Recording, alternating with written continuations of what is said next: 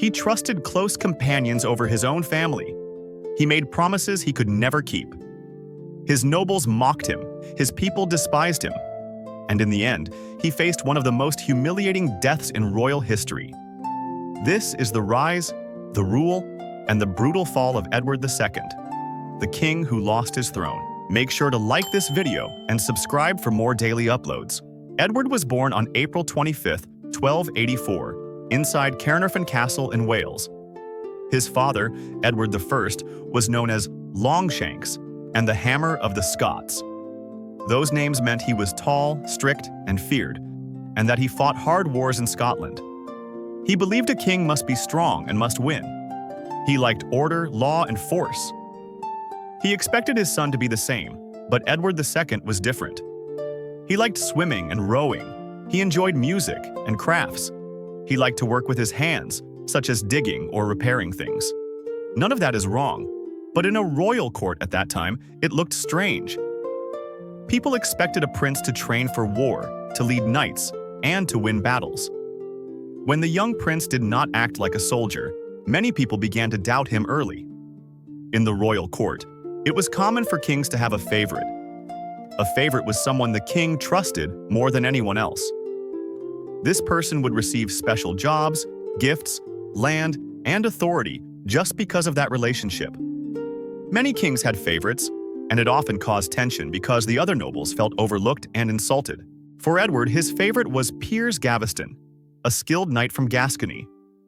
Edward and Gaveston were extremely close.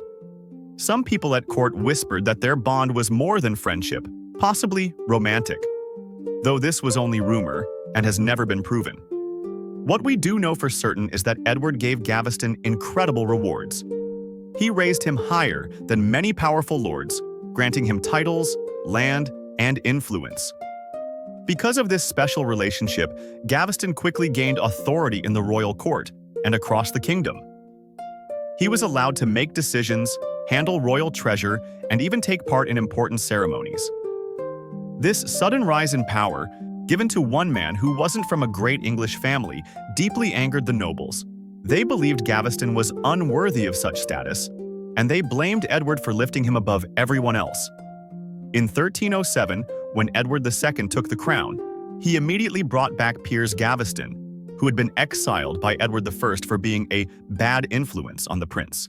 Not only did Edward recall him, he gave Gaveston one of the highest titles in the land, Earl of Cornwall. This title gave Gaveston vast lands, wealth, and power, the kind of privilege usually reserved for members of the royal family. At Edward's coronation in 1308, he went even further. Gaveston was chosen to carry St. Edward's crown during the ceremony, an honor normally given to a close royal relative. This shocked the English nobles and deeply upset Edward's new queen, Isabella of France. Isabella was only 12 years old, married to Edward as part of a major peace deal between England and France. By favoring Gaveston so openly and ignoring his new bride, Edward embarrassed Isabella and her powerful family. To many at court, this made the young king look careless with politics and disrespectful of his allies. The nobles saw Gaveston as a dangerous threat. They believed he would always have the king's ear. As long as he stayed near Edward, he could block their influence and control the kingdom's rewards. To them, Gaveston's presence meant Edward would do whatever he wanted, no matter what the great lord said. Edward tried to calm the anger by sending Gaveston into exile more than once. This was meant to protect him and please the public. But each time, Edward ignored the warnings, recalled his friend, and raised him back to power. His loyalty to Gaveston was stronger than his fear of the nobles. Finally, in 1312, the barons acted. Gaveston was trapped at Scarborough Castle after a failed escape. Although he was promised safe conduct, the nobles broke their word. They dragged him to Warwick Castle, held a swift and unfair trial, and executed him by stabbing and beheading. Edward was devastated with grief. But to his enemies, this proved the king could not control his court or his nobles. He seemed like a ruler who relied on one favorite and ignored the powerful families he needed to rule. After Gaveston's death, Edward turned to new favorites, Hugh Despenser the elder and his son, Hugh Despenser the younger. The elder Hugh had long served the royal family, But it was the younger Hugh who quickly rose to the top. His marriage to Eleanor de Clare, the granddaughter of Edward I, tied him directly to the royal family and gave him special access to the king. Edward was still grieving Gaveston and looking for loyal allies. The Despensers filled that need. Hugh the Younger, in particular, flattered Edward and gave him the loyalty and attention he craved. In return, Edward gave both father and son lands, money, and authority. The Despensers used this power harshly. They punished rivals, seized property, and even used the royal courts in unfair ways to take land for themselves. Many nobles grew to hate them. People in towns and villages also suffered under the heavy demands and greed that spread from their rule. To many, it looked like the Despensers had taken over the kingdom, and the king was letting it happen. No one felt this more than Queen Isabella.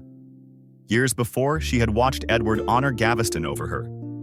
Now the Despensers pushed her aside again. She feared for her children's future. In 1325, Edward sent her to France on a mission. She refused to return while the Despensers held power. In France, she joined Roger Mortimer, an exiled English baron who had escaped from the Tower of London. Most historians agree they became lovers and partners. But the important point is their plan. They wanted to remove the Despensers.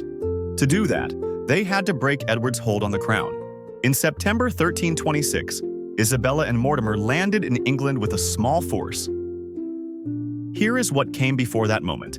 Years of anger against the Despensers, years of fear and loss by many families, and a king who had lost trust. So when Isabella arrived, towns opened their gates. Nobles switched sides. Common people, tired of harsh rule, welcomed her. Even London turned against the king. Edward fled west with the Despensers, but the net closed fast. The elder Despenser was captured and executed at Bristol. The younger Despenser was dragged before a court in Hereford, branded a traitor and enemy of the realm. His trial was little more than a performance. The verdict had already been decided. He was sentenced to die, the most painful death England could give. Crowds gathered to watch, cheering as the king's hated favorite was brought out. What followed was brutal, slow, and carried out before a crowd, meant to wipe out his legacy and warn anyone who might try to rule through the king again. By the end, his body was destroyed, his head set on a spike in London, and his remains scattered across the kingdom. By January 1327, Edward had to abdicate, which means give up the throne. His 14-year-old son became Edward III. But the new king was a boy. Real power sat with Isabella and Mortimer. The former king remained a problem. As long as Edward II lived, someone could try to free him, raise an army, and put him back on the throne. That was a real risk. In medieval politics, a living former king is a flag that rebels can rally around. At first, Edward was held at Kenilworth. Then, in April 1327, he was moved to Berkeley Castle in Gloucestershire, under Thomas Berkeley, John Maltravers, and Thomas Gurney. Reports say the conditions became worse. Some say he was kept dirty and uncomfortable to weaken him. The goal, many think, was a death that looked natural. Why natural? Because killing a king outright was dangerous. People believed kings were chosen by God. If the new rulers were seen as king killers, it could spark revolt, anger the church, and stain the young Edward III. But Edward II did not die. Rescue rumors spread. One plot came close. This raised the danger for Isabella and Mortimer. If a rescue worked, their rule could collapse. So the tension grew at Berkeley. On the night of September 21st, 1327, everything changed. By the next morning, Edward II was dead in custody. The official report claimed he died of natural causes. But when people heard this, many did not believe it. His body showed no wounds or signs of violence, which only deepened the suspicion. There was no public trial, no investigation, and no answers. From that moment, the mystery of his death began. There are three main explanations. First, the smothering theory. It states Edward was quietly killed when guards held him down and pressed a pillow over his face. This method would leave almost no marks, making it easier for the new rulers to claim he had died naturally. Many historians think this is the most likely explanation because it matched the goal of avoiding scandal. No marks, no noise. Second, the red-hot poker story. This version appeared decades later, and many believe it was invented to shame Edward. It claimed his captors forced a funnel into him and pushed a heated iron inside his body, leaving no marks on the skin. The tale was shocking, humiliating, and unforgettable, which is likely why it spread. But because it came from much later writers, most historians doubt it really happened. Third, the escape theory. It claims Edward escaped, that another man's body was used to fake his death, and that he lived abroad in secret. A traveler later called William the Welshman appeared in Germany and claimed to be Edward. Most historians do not accept this theory, but it still appears in books and shows because it is a bold twist. A king who might have slipped away and lived in hiding. It adds to the mystery. Whatever the truth, a royal funeral was held in December 1327 at Gloucester Cathedral, where Edward II's tomb can still be seen today. If there had been injuries, they were hidden. If there were none, that too fit the idea of a quiet death. Either way, the funeral seemed to close the chapter. But the story was far from over. In 1330, the young Edward III seized power for himself. Roger Mortimer had grown deeply unpopular. Many nobles resented him ruling in the king's name.